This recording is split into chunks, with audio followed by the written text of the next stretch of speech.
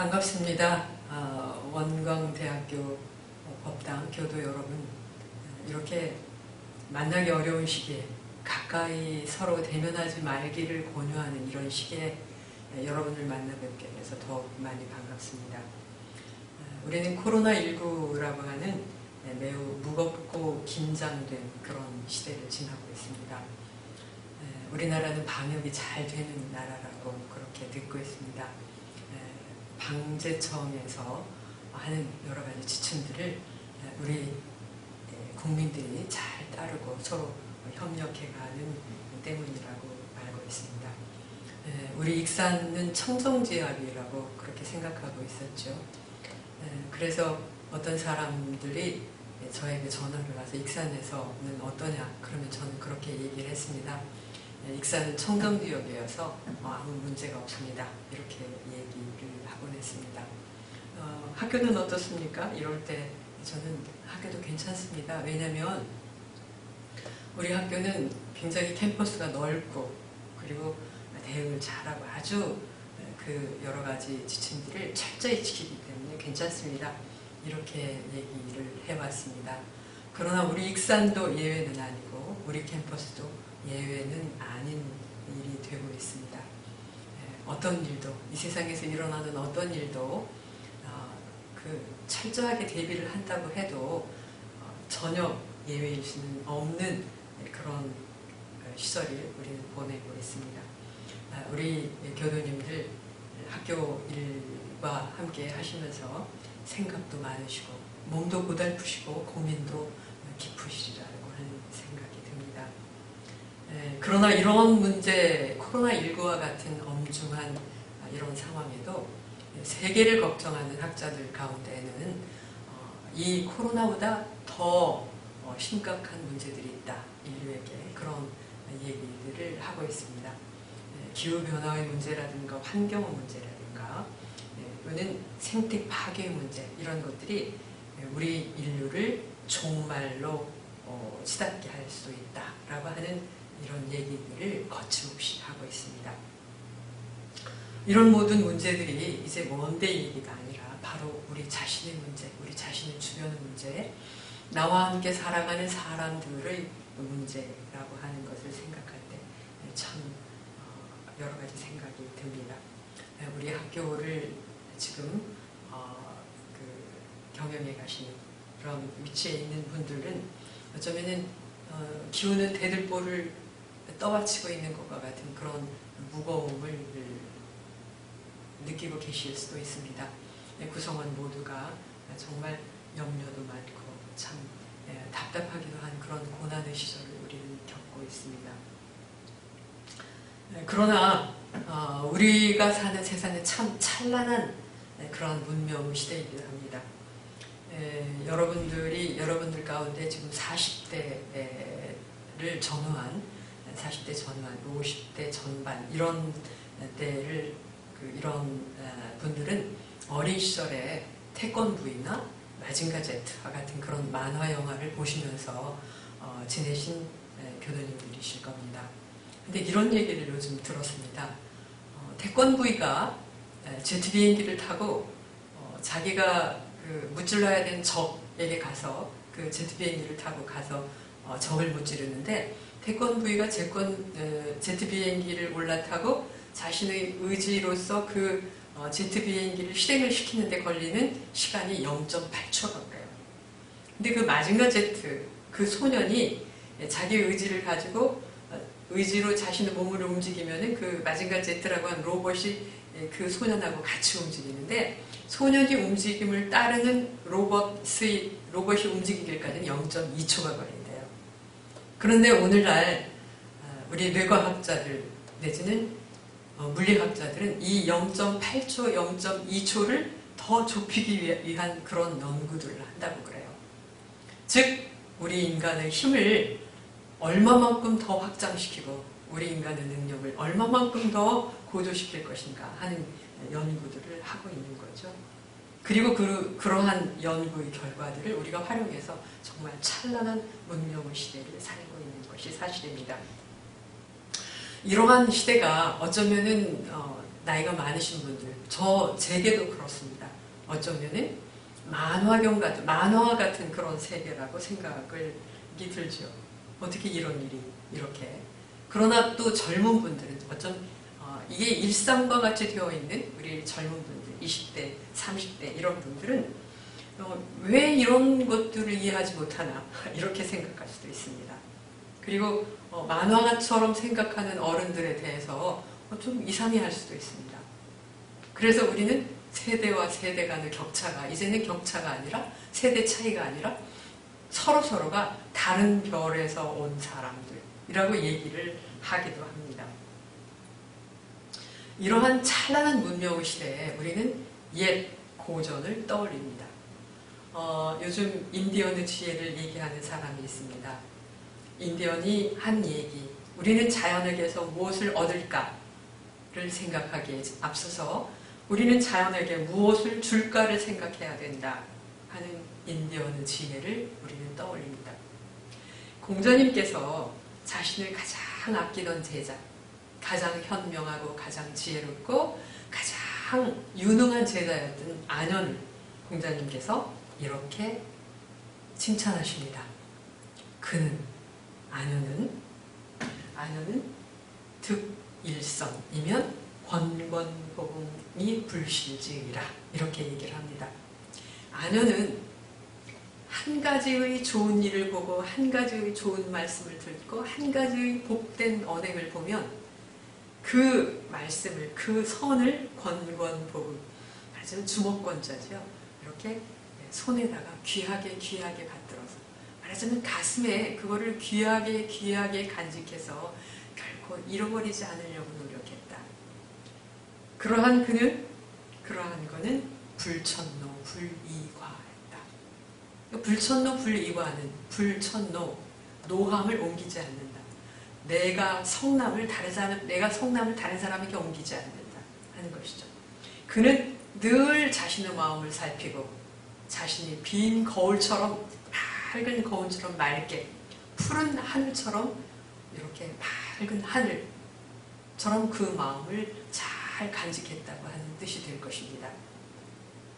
즉 맑은 하늘에 잠시 구름이 일었다가 사라지면 다시 맑은 하늘 그대로를 간직하듯이 맑은 거울에 어떤 영상이 비추면 그 영상이 비추어지고 난 다음엔 다시 사라지면 아주 그 맑은 거울이듯이 그렇게 그 마음을 잘 유지하면서 잘 지키면서 산 사람이다.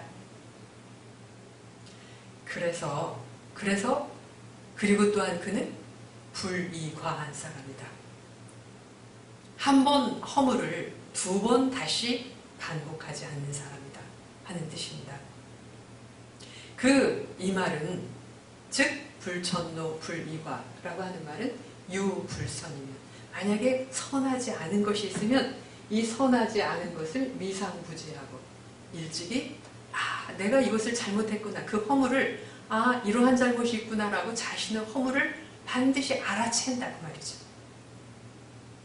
그리고 그 허물된 말을 다시 반복하지 않는다. 지지미상부행이라. 알았으면 그것을 다시 행하지 않는다. 그가 바로 현명한 사람이고 그가 바로 유능한 사람이고 그가 바로 능력 있는 사람이고 현인이다. 공자님께서는 그렇게 말씀하십니다. 이러한 인간에 대한 인정, 이것을 우리는 다시 떠올립니다. 소태산 대종사님께서는 전망품 16장에서 용화회상과 미륵불을 말씀을 하십니다. 즉 한 제자가 요즘 미륵불 세상과 그리고 용화회상을 목마르게 기다리는 사람이 많사오니 어떠한 세상입니까? 라고 물었을 때 이렇게 대답합니다. 미륵불이라 하면 법신부르 진리가 크게 드러나는 것이요, 용화회상이라 하면 크게 밝은 세상이 되는 것이다 라고 말씀을 하십니다. 즉 그 세상은 처처불상 사사불공의 대의가 널리 행하여지는 것이다 라고 말씀을 하십니다. 즉 처처불상 사사불공, 모두가 부처님이고 그 부처님께 그 한 사람 한 사람 부처님께 불공하는 그러한 대의가 널리 행하여지는 세상이다 라고 하십니다. 그리고 미륵불은 한 분 부처님, 깨달으신 한 분 부처님이 아니라 누구나 하나하나 먼저 깨친 사람, 그 사람이 바로 미륵이다 라고 말씀을 하십니다. 우리는 대종사님의 제자, 그 교법을 받들어서 실행하려고 노력하는 사람을 공부인이라고 얘기를 합니다. 우리 공부인들은, 대종사님의 제자 공부인들은 우리 인간의 고해의 삶에서 해탈하고자 합니다. 대종사님의 제자들은 우리가 타고난 원죄를 속죄하고 그 죄로부터 벗어나려고 하는 노력을 합니다. 우리 대종사님의 제자들은 유유자적하는 삶을 살고자 합니다. 동시에 대종사님의 제자들은 이 세상 만물과 나와 모든 존재하는 것들이 다 사은의 결정임을 압니다. 천지님, 부모님, 동포님, 법률님의 은혜로 나라고 하는 귀한 존재가 태어나게 되었고 그 귀하고 귀함 속에서 살아가는 존재가 나입니다.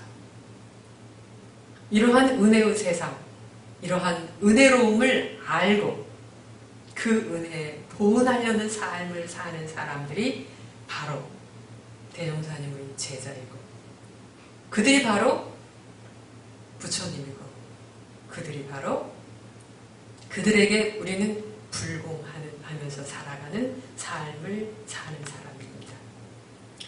이러한 이치를 하나하나 깨닫고 그 한 존재가 사은의 결정인 귀한 존재임을 알고 그 한 존재가 부처임을 아는 사람, 그리고 그에게 불공할 줄 아는 사람이 바로 미륵이라고 말씀을 하신 겁니다. 대종사님께서는 대갑을 이루시고 맨 처음에 저축조합 운동을 하셨습니다.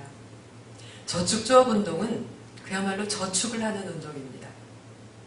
그 저축조합을 대종사님께서 제자들하고 하실 때 그 무슨 여유가 있어서 하신 것이 아니죠. 정말 어렵게 하신 저축조합 운동이십니다. 금주금연하시고 보험비를 아끼시고 허례를 폐지하고 그리고 그 조그만 그런 비용들을 저축을 하십니다. 그렇게 저축을 하게 하시면서 대종사님께서는 이 저축해서 남은 비용을 가지고 뭐를 할까를 말씀을 하십니다. 우리가 이런 일을 하는 것은 공부하는 비용을 마련하고자 하는 것이다 라고 하는 말씀을 하십니다. 그 공부하는 비용이라고 하는 것은 바로 무엇을 말씀하십니까? 그 공부는 이 세상을 바르게 생명을 이롭게 하려고 하는 공부입니다. 즉 이 세상의 모든 존재들이 바로 사은의 귀한 은혜의 결정이고 그 사은의 귀한 은혜의 결정들, 그 존재들을 부처님처럼 모시고 경외하고 불공하는 이러한 공부를 하는 사람들이라고 하는 말씀입니다. 대종사님과 더불어서 저축조합 운동을 한 제자들은 물론 학식이 있고 여유로운 분들도 계셨습니다. 그러나 영광이라고 하는 지역이 그렇게 부유하고 그리고 학식이 높은 사람들만이 사는 곳은 아니었습니다. 궁촌벽지의 아주 평범한 가난한 촌부들, 가난한 이런 일상적인 분들이었습니다. 물론 이분들과 더불어서 공부하는 비용을 모으자, 공부하는 비용을 마련하자 하시면서 이분들의 가난을 극복해 주시고 그 가난을 극복의 방법을 알으시고 그 먹고 살 수 있는, 당신은 먹고 살기도 어려운 비난하는 상황이었으니까 그 먹고 살 수 있는 방법을 찾아주시기도 하셨습니다. 그리고 빈곤의 대물림이 되는 그 고리대금을 해결하는 그런 방법으로 사용하기도 하셨습니다.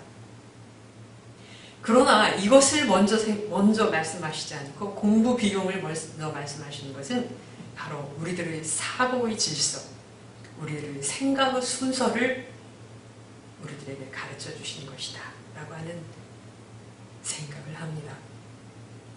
요즘 광고에 이런 것이 있더라고요. TV 광고에 불타는 숲속에 그 코알라, 어미 코알라가 새끼 코알라를 이렇게 안고 있는 모습을 보이면서 이 지구의 변화에 우리가 대응이 늦어진다면 어쩌면 우리는 저 새끼 코알라를 영영 더는 볼 수 없을지도 모릅니다. 이렇게 얘기하더라고요. 만약에 우리가 기후변화에 우리가 그 대응이 늦어진다면 북극의 빙하가 녹아나고 어쩌면은 북극곰의 가족, 그 어미곰과 북극 하얀 어미곰과 아기곰이 서로 이렇게 마주하고 있는 그런 모습을 보이면서 우리는 저 북극곰 가족이 더 이상 살아갈 수 있는 터전을 잃어버리게 될지도 모릅니다. 그리고 이 일은 어쩌면 앞으로 우리 아이들의 일이 될 수도 있습니다. 이런 얘기를 하더라고요. 코알라의 삶, 그리고 북극곰의 삶, 그리고 우리 아이들의 삶이 바로 너의 삶, 다른 우리가 모르는 삶, 무관한 삶이 아니라 우리는 하나의 삶, 한 살림으로 하나의 세상으로 세상 속에서 살아가는 우리들이라고 하는 것을 이제 사람들은 이렇게 표현하고 있습니다. 부와 번영을 부르짖던 인류의 문명은 이제는 인류와 모든 생명 있는 존재들을 생존의 절벽 위에 서게 하고 있는지도 모릅니다. 저는 이러한 일들을 보면서 듣고 보고 그리고 또한 이들과 더불어 생각하면서 장자의 이야기를 떠올렸습니다. 장자에 이런 얘기가 있습니다. 송나라 어떤 사람이 손이 안 트는 약을 만들어서 파는 일을 했습니다. 그리고 손이 안 트는 약을 잘 만들어서 그 약을 사용해서 그 가족들이 가업으로서 솜을 빨아서 솜을 세탁하는 그런 일을 가업으로 삼는 사람들이 있었습니다. 그래서 솜을 빠는 일을 해가지고 겨우겨우 생계를 유지하고 있었습니다. 그런데 어느 날 나그네가 그 옆을 지나가다가 솜을 빨고 있는 사람들을 옆을 지나가다가 그 손이 안 트는 약을 보게 되었습니다.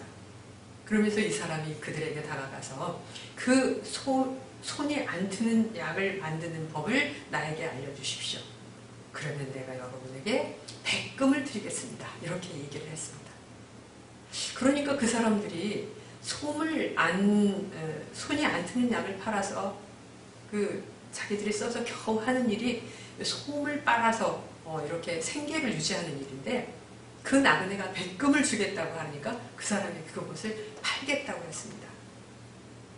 그 나그네는 그 손이 안 트는 약을 만드는 법을 알고서 오나라로 갔습니다. 그래서 그 오나라 국왕을 설득해서 자신을 나라에 써주기를 권했습니다.